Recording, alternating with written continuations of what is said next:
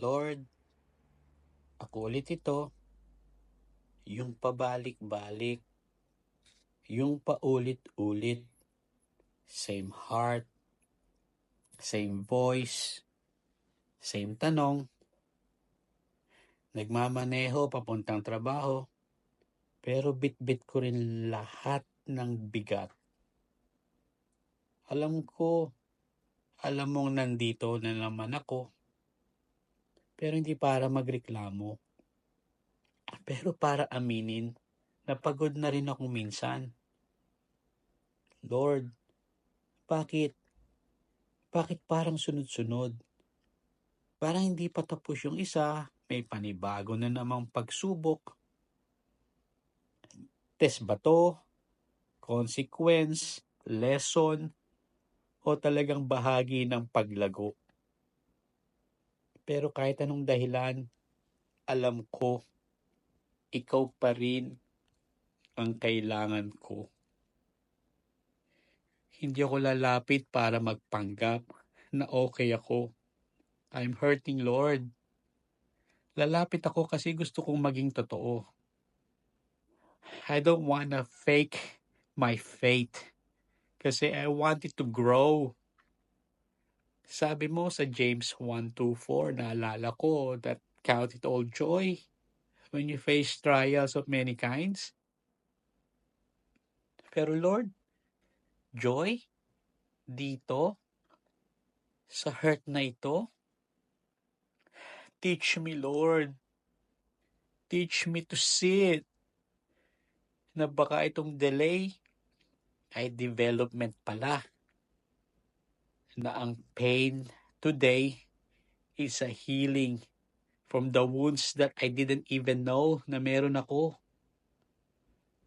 Lord, it's me again.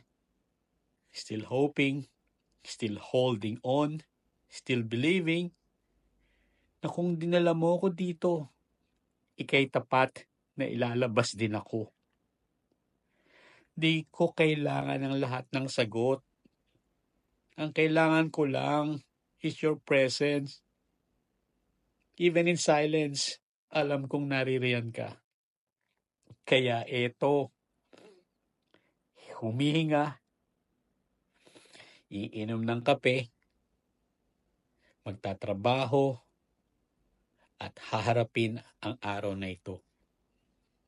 Hindi dahil kaya ko, kundi dahil kasama kita. Lord, ako ulit ito. Pero salamat.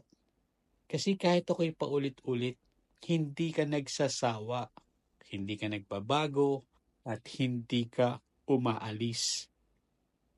Lord, ako ulit ito.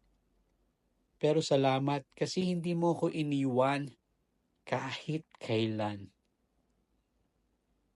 Lord, I leave it all up to you once again. All the pain, all this that I'm feeling right now, the beginning and the end of my journey, itong challenges na ito at mga darating pa, I leave and offer it to you. I declare in our life, Jeremiah 29:11. I believe Romans 8:28. And best of all, naniniwala ako na sa huli, I will be victorious in your mighty name of Jesus. Because we are more than conquerors and you are good. You are good. Thank you, Lord, that you are with me in every step of the way. Salamat sa pagmamahal. Thank you for your guidance. Thank you for the wisdom. Thank you for your presence, Lord. I lift it up to you, Lord. Hold this, Lord, because I can't, but you can. Thank you, Jesus.